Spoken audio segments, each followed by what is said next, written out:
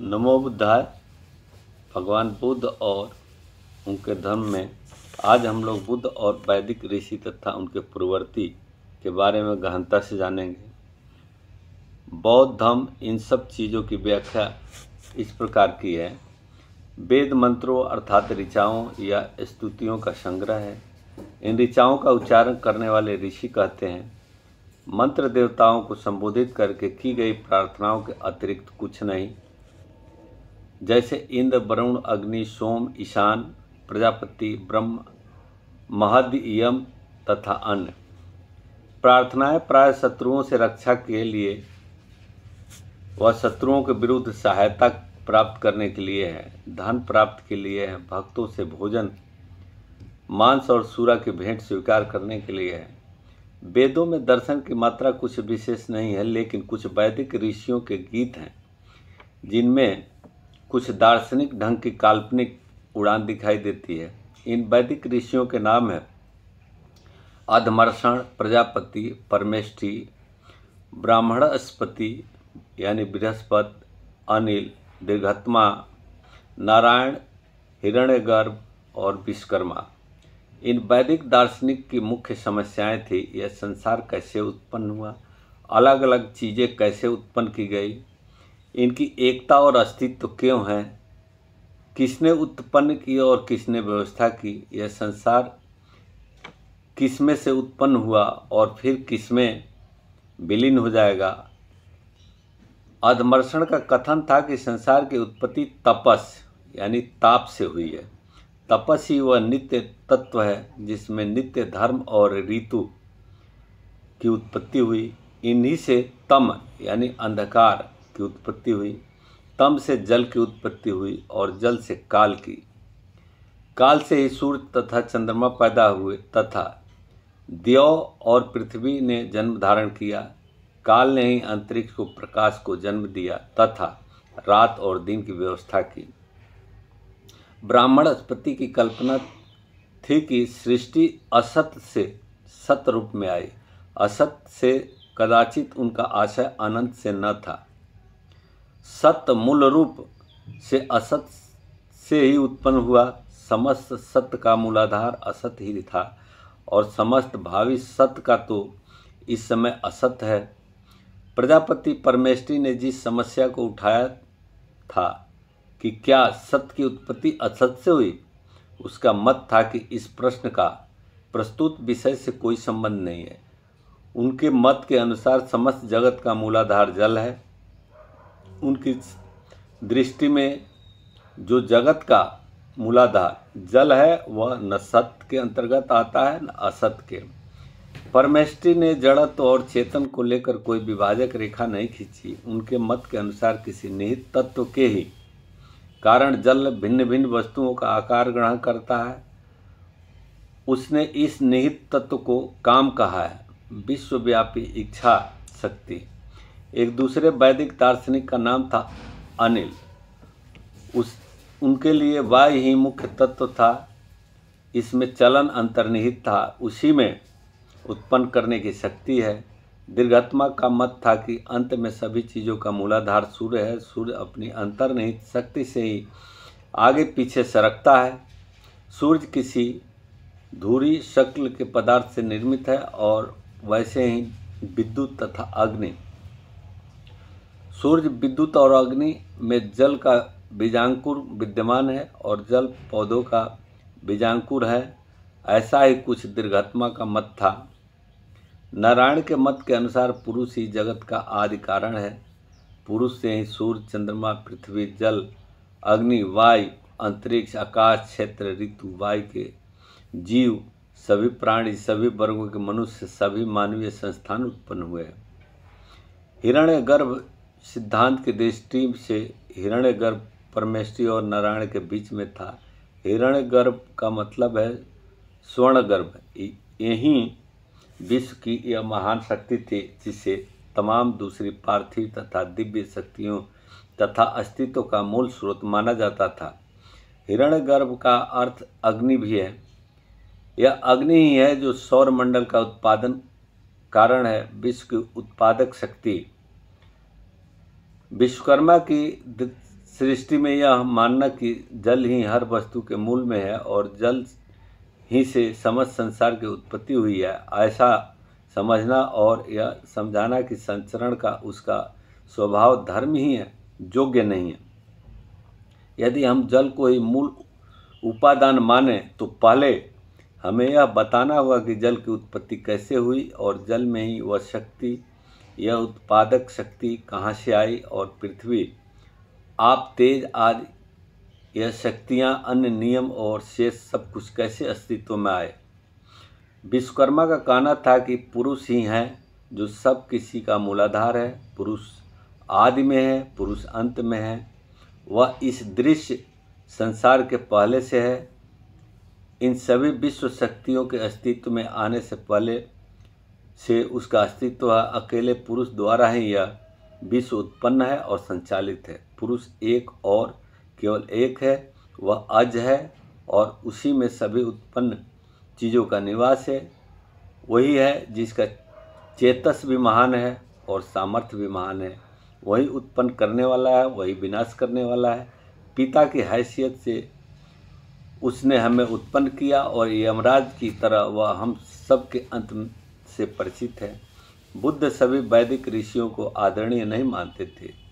वह उनमें से कोई 10 ही ऋषियों को सर्वाधिक प्राचीन तथा मंत्र रचयिता मानते थे, लेकिन उन मंत्रों में उन्हें ऐसा कुछ नहीं दिखाई दिया जो मानव के नैतिक उत्थान में सहायक हो सके।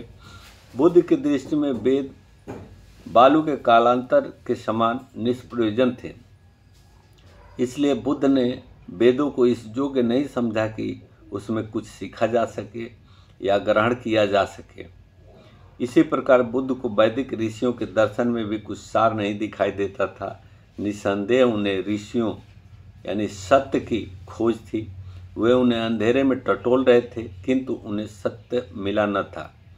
उनके सिद्धांत केवल मानसिक उड़ानें थी, जिनका तर्क या यथार्थ बातों से कोई संबंध न था। दर्शन के क्षेत्र में उन्होंने किसी नए सामाजिक चिंतन की देन नहीं दी, इसलिए उसने वैदिक ऋषियों के दर्शन को बेकार जान उनकी संपूर्ण रूप से अवहेलना की।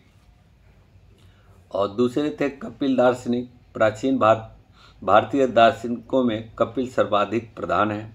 उनका दार्शनिक दृष्टिकोण अनुपम था।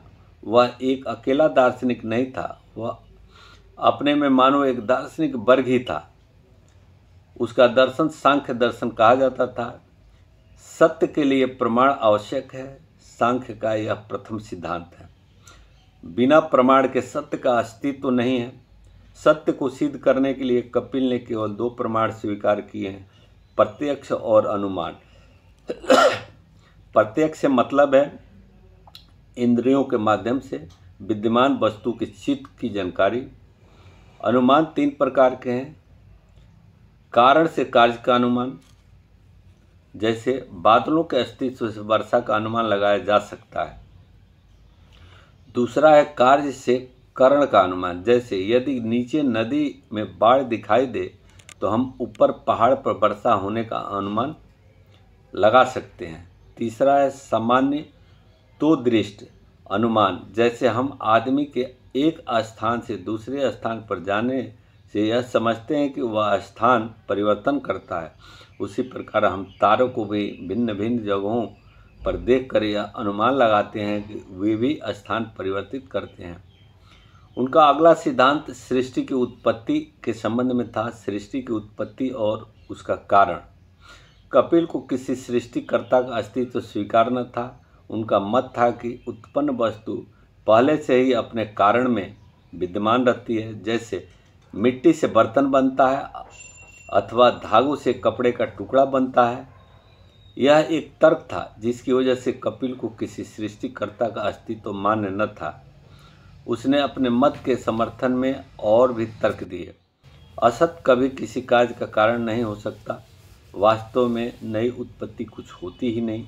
वस्तु उस सामग्री के अतिरिक्त और कुछ नहीं है जिससे वह निर्मित है। वस्तु अपने अस्तित्व में आने से पहले उस सामग्री के रूप में विद्यमान रहती है कि जिससे उसका निर्माण होता है। किसी एक निश्चित सामग्री से किसी एक निश्चित वस्तु का ही निर्माण हो सकता है और केवल एक निश्चित सामग्री ही किसी निश्चित वस्तु के रूप में परिणत को प्राप्त हो सकती है, तो इस वास्तविक संसार का मूल स्रोत क्या है? कपिल का कहना था कि वास्तविक संसार के दो रूप हैं, व्यक्त विकसित तथा अव्यक्त अविकसित। व्यक्त वस्तु अव्यक्त वस्तुओं का स्रोत नहीं हो सकती। व्यक्त वस्तुएं ससीम होती है और यह सृष्टि के मूल स्रोत बेमेल है। तमाम व्यक्त वस्तुएं परस्पर समान होती है, इसलिए कोई भी एक व्यक्त वस्तु किसी दूसरी व्यक्त वस्तु का स्रोत नहीं मानी जा सकती।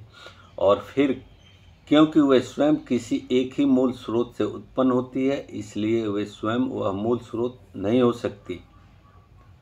कपिल का दूसरा तर्क था कि एक कार्य को अपने कारण से भिन्न होना ही चाहिए। यद्यपि उस कार्य के कारण निहित रहता ही है, जब यह ऐसा है तो विश्व स्वयं ही अंतिम कारण नहीं हो सकता। इससे किसी अंतिम कारण का परिणाम होना चाहिए। जब पूछा गया कि अव्यक्त की अनुभूति क्यों नहीं होती, इसकी कोई भी क्रिया इंद्रिय गोचर क्यों नहीं होती, तो कपिल का उत्तर था, यह अनेक कारणों से हो सकता है। हो सकता है अनेक दूसरी अति सूक्ष्म वस्तुओं की तरह जिसकी सीधी अनुभूति नहीं होती, इसकी भी अनुभूति न होती हो, अथवा अत्यधिक दूरी के कारण अनुभूति न होती हो, अथवा अनुभूति में कोई ऐसी तीसरी वस्तु बाधक हो,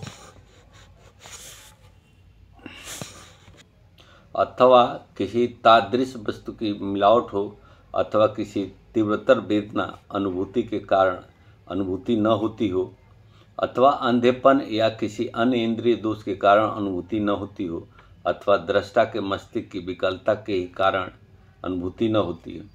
जब पूछा गया तो विश्व का मूल स्रोत क्या है, विश्व के व्यक्त रूप तथा अव्यक्त रूप में क्या अंतर है, कपिल का उत्तर था, व्यक्त रूप का भी कारण होता है तथा अव्यक्त रूप का भी कारण होता है, लेकिन दोनों के मूल स्रोत स्वतंत्र है और उनका कोई कारण नहीं। व्यक्त वस्तुओं की संख्या अनेक है, वे देश काल से सीमित है, उनका स्रोत एक ही है, वह नित्य है और सर्वव्यापक है। व्यक्त वस्तुएं क्रियाशील होती है, उनके अंग व हिस्से होते हैं। सबका मूल स्रोत सटा ही रहता है, लेकिन वह क्रियाशील होता है और न उसके अंग व हिस्से होते हैं। कपिल का तर्क था कि अव्यक्त की व्यक्त में परिणित उन तीन गुणों की क्रियाशीलता का परिणाम है जिनसे उनका निर्माण हुआ है। वे तीन गुण है, सत्व रज तम। इन तीन गुणों में प्रथम अर्थात सत्व प्रकृति में प्रकाश के समान है, जो प्रकट करता है, जो मनुष्यों को सुख देता है। दूसरा गुण रज है, जो प्रेरित करता है, जो संचालित करता है, जो क्रियाशीलता का कारण होता है। तीसरा गुण तम है, जो भारीपन का द्योतक है, जो रोका जा सकता है, जो अपेक्षा व निष्क्रियता को उत्पन्न करता है।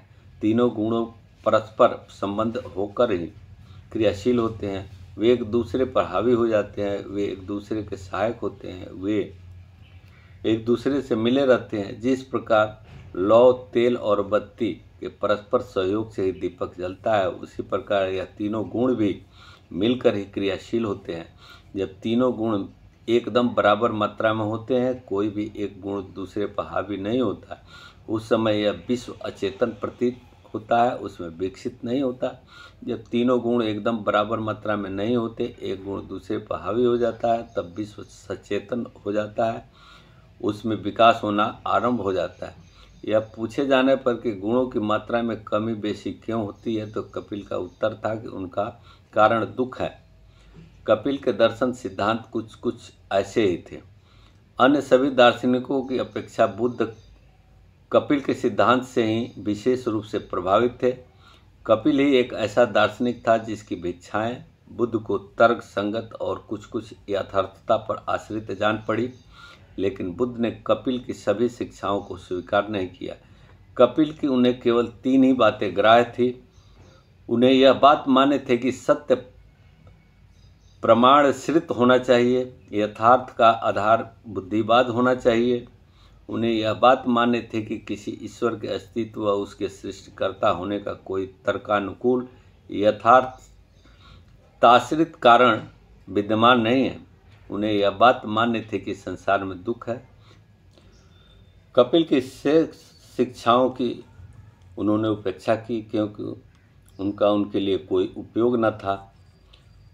आगे उन्होंने ब्राह्मण ग्रंथ के बारे में, वेदों के बाद उस धार्मिक साहित्य का नंबर आता है जो ब्राह्मण ग्रंथों के नाम से प्रसिद्ध है। दोनों ही पवित्र ग्रंथ माने जाते थे।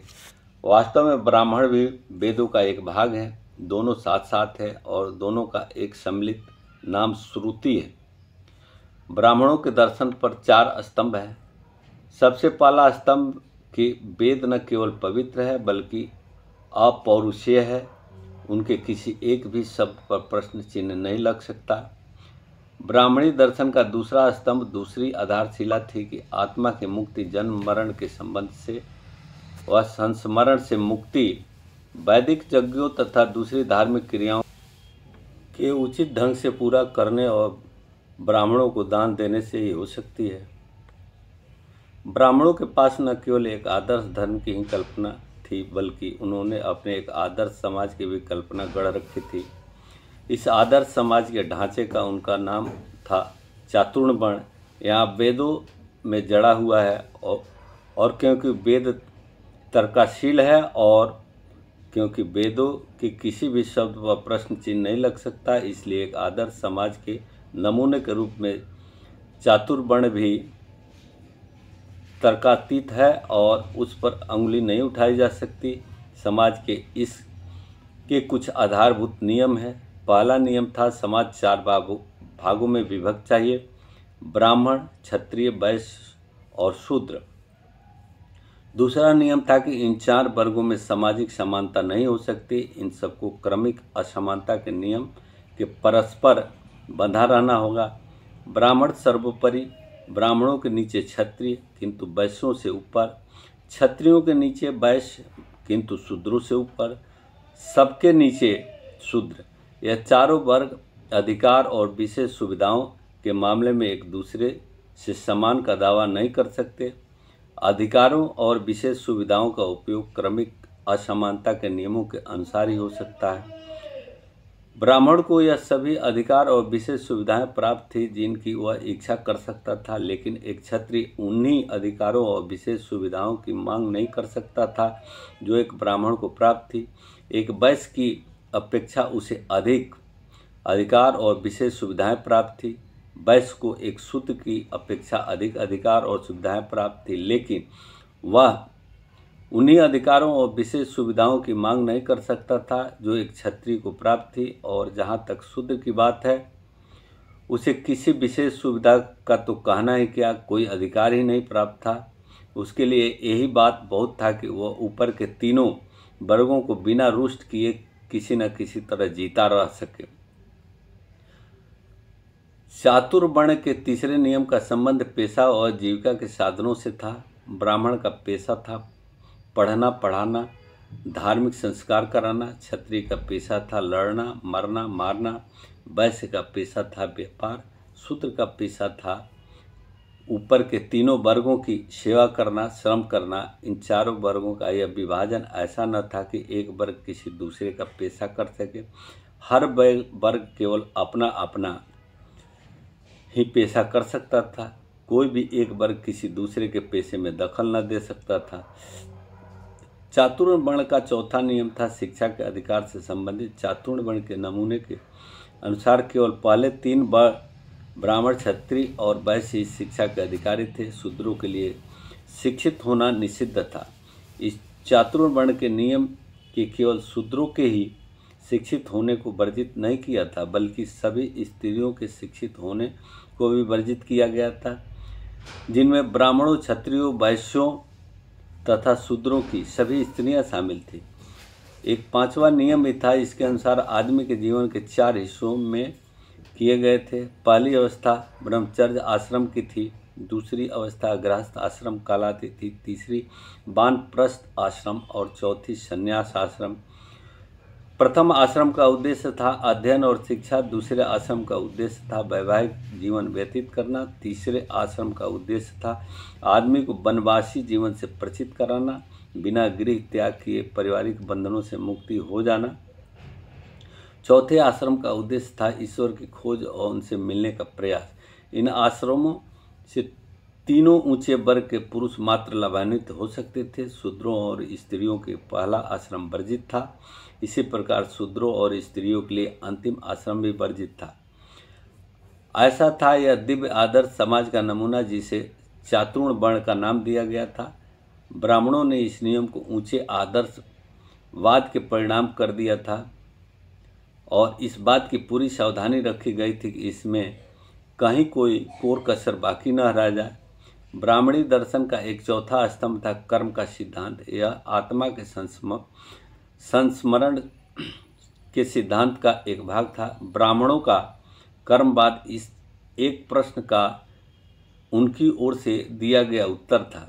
जन्मांतर होने पर नए शरीर को लेकर आत्मा कहीं नया जन्म ग्रहण करती है। ब्राह्मणी दर्शन का उत्तर था कि यह उसके पिछले जन्म के कर्मों पर निर्भर है। दूसरे शब्दों में इसका यही मतलब है कि यह उसके कर्मों का परिणाम है। ब्राह्मणी धर्म के प्रथम सिद्धांत के बुद्ध कड़े विरोधी थे। उन्होंने ब्राह्मणों के इस सिद्धांत का खंडन किया कि वेद अपौरुषेय है और उन पर प्रश्न चिन्ह नहीं लग सकता। उनकी सम्मति में कोई बात ऐसी हो ही नहीं सकती जो गलत होने की संभावना से परे हो। किसी भी विषय में कोई बात अंतिम हो ही नहीं सकती। यथा आवश्यकता समय समय पर हर बात का परीक्षण हो सकना चाहिए। आदमी को सत्य और यथार्थ सत्य जानना चाहिए। बुद्ध के लिए विचार स्वातंत्र और सर्वाधिक महत्व की बात थी और उन्हें इस बात का निश्चय था कि विचार स्वातंत्र ही सत्य को प्राप्त करने का एकमात्र साधन है। वेदों की अपौरुषेयता को मान लेने का मतलब था विचार स्वातंत्र को सर्वथा अस्वीकार कर देना। इन्हीं कारणों से ब्राह्मणी दर्शन की उक्त स्थापना उन्हें सर्वाधिक अप्रिय थी। बुद्ध को ब्राह्मणी दर्शन की दूसरी स्थापना भी उतनी ही अप्रिय थी। बुद्ध ने यह स्वीकार किया कि यज्ञ करना भी उचित है, किंतु उन्होंने सच्चे यज्ञ और झूठे यज्ञ करना भी उचित है, किंतु उन्होंने सच्चे यज्ञ और झूठे यज्ञ में विभाजक रेखा खींच दी। दूसरों के कल्याण के लिए आत्म प्रत्याग को ही बुद्ध ने सच्चा यज्ञ माना। आत्म स्वार्थ के लिए किसी देवता को प्रसन्न करने के उद्देश्य से किसी पशु की बलि देना बुद्ध ने झूठा यज्ञ बताया। अधिकांश ब्राह्मणी यज्ञ देवताओं को प्रसन्न करने के लिए दी जाने वाली पशुओं की बलियां दी जाती थी। बुद्ध ने इन्हें झूठे यज्ञ कहकर इनकी निंदा की। यज्ञ यदि आत्मा के मोक्ष लाभ के लिए किए जाए तो भी बुद्ध उनके करने के पक्ष में न थे। यज्ञ विरोधी लोग यह कहकर ब्राह्मणों का उपहास किया करते थे, यदि कोई एक पशु की बलि देने से स्वर्ग जा सकता है तो फिर शीघ्रतर स्वर्ग जाने के लिए अपने पिता का ही बलिदान क्यों नहीं किया जाता। बुद्ध इस मत से सर्वथा सहमत थे। यज्ञ का सिद्धांत बुद्ध को जितना बुरा लगता था उतनी ही बुरी बुद्ध को यह चातुर्ण वर्ण की स्थापना लगती थी।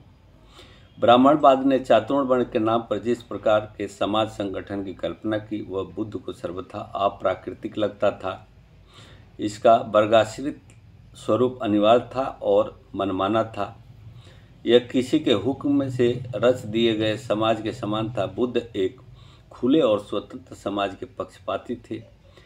ब्राह्मणवाद का चातुर्वर्ण एक जड़ समाज रचना थी, अपरिवर्तनशील। एक ब्राह्मण के घर में जन्म ले लिया हमेशा के लिए ब्राह्मण, एक बार क्षत्रिय के घर में जन्म ले लिया हमेशा के लिए क्षत्रिय, एक बार वैश्य के घर में जन्म ले लिया हमेशा के लिए वैश्य, और एक शूद्र के घर में जन्म लिया हमेशा के लिए शूद्र। समाज रचना का आधार व्यक्ति का वह पद था, वह दर्जा था जो उसे गृह विशेष में जन्म ग्रहण कर लेने मात्र से प्राप्त था। कोई बड़े से बड़ा पाप कर्म भी उसे उसके दर्जे से गिरा नहीं सकता। इसी प्रकार कोई बड़े से बड़ा पुण्य कर्म भी किसी को भी ऊपर उठा नहीं सकता। न गुण की ही कहीं पूजा थी और न विकास की ही कहीं गुंजाइश थी। कोई भी समाज ऐसा नहीं है जिसमें असमानता न हो, लेकिन ब्राह्मणवाद की बात ही दूसरी है। ब्राह्मणवाद द्वारा जिस असमानता के सिद्धांत का विचार प्रचारित किया गया वह उसका धार्मिक मान्य सिद्धांत है। यह असमानता अपने आप यूं ही प्रतिष्ठित नहीं हो गए। ब्राह्मणवाद समानता को मानता ही नहीं रहा। वास्तव में यह समानता के सिद्धांत का शत्रु है।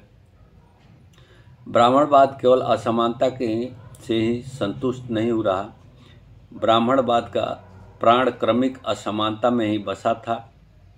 समन्वय तथा मेल जोल की भावना के बजाय बुद्ध ने सोचा कि यह क्रमिक असमानता एक तो नीचे, उसके ऊपर, उसके और ऊपर, सबके ऊपर वर्गों में क्रमिक घृणा की भावना पैदा कर देगी। दूसरी ओर उसी तरह सबके ऊपर, उसके नीचे, उससे नीचे तथा सबसे नीचे के वर्ग में क्रमित जुगुप्सा की भावना पैदा कर देगी और इससे समाज में अस्थायी संघर्ष बना रहता है। चारों वर्गों के पेशे भी निश्चित थे। चुनाव की स्वतंत्रता नहीं थी। इतना ही नहीं, ऐसे पेशे कमे हुए सामर्थ्य या हुनर के हिसाब से निश्चित नहीं किए गए थे, बल्कि जन्म के हिसाब से थे। चातुर्ण वर्ण के नियमों को ध्यानपूर्वक समझने बूझने से बुद्ध इस परिणाम पर पहुँचे कि ब्राह्मणवाद की सामाजिक व्यवस्था का दार्शनिक आधार यदि स्वार्थ आश्रित नहीं था तो गलत अवश्य था। बुद्ध को स्पष्ट हो गया कि इस व्यवस्था से सबके कल्याण की तो आशा नहीं की जा सकती, सबकी स्वार्थ पूर्ति भी नहीं की जा सकती। निश्चय से जानबूझकर इसकी कल्पना ही इस ढंग से की गई कि बहुत से लोग चंद लोगों के स्वार्थों की पूर्ति में निरत रहे। इस व्यवस्था में आदमी को स्वयं अपने आप मानव प्रवर बने हुए मानवों की सेवा में झोंक दिया गया था। इसका उद्देश्य कमज़ोरों को दबाना और उनका शोषण करना और उनको सर्वथा गुलाम बनाए रखना था।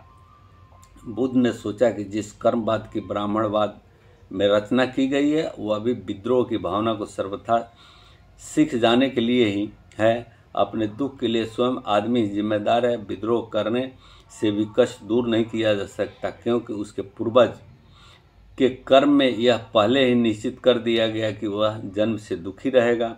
शूद्र और स्त्रियां, जिनकी मानवता को ब्राह्मणवाद ने बुरी तरह से छिन्न भिन्न कर दिया था, सर्वथा शक्तिहीन थी। वह इस पद्धति के विरुद्ध जरा सिर न उठा सकती थी। उन्हें ज्ञान प्राप्त करने तक का अधिकार न था। इस जबरदस्ती के अज्ञान का ही वह दुष्परिणाम था कि वे यह कभी जान ही नहीं सकते थे कि किसने इन्हें इस दुर्व्यवस्था तक पहुंचाया। वे यह जान ही नहीं सकते थे कि ब्राह्मणवाद ने उनका सारा जीवन रस सीख लिया है। ब्राह्मणवाद के विरुद्ध विद्रोह कर उठने के बजाय वे ब्राह्मणवाद के भक्त और समर्थक बन गए। स्वतंत्रता प्राप्ति के निमित्त शस्त्र उठान का अधिकार आदमी का अंतिम अधिकार है, लेकिन शूद्रों से शस्त्र धारण करने का अधिकार ही छीन लिया गया था। ब्राह्मणवाद के अधीन बेचारे शूद्र स्वार्थी ब्राह्मणों, शक्तिशाली क्षत्रियों और धनी वैश्यों के एक भयानक षड्यंत्र के शिकार मात्र बनकर रह गए। क्या उसमें सुधार हो सकता था? बुद्ध जानते थे कि यह भगवान की बनाई हुई सामाजिक व्यवस्था बताई जाती है, इसलिए इसमें सुधार नहीं हो सकता। इसे केवल समाप्त किया जा सकता है। इन्हीं कारणों से बुद्ध ने ब्राह्मणवाद को सधम का जीवन से सच्चे धर्म का परम विरोधी मानकर अस्वीकार कर दिया।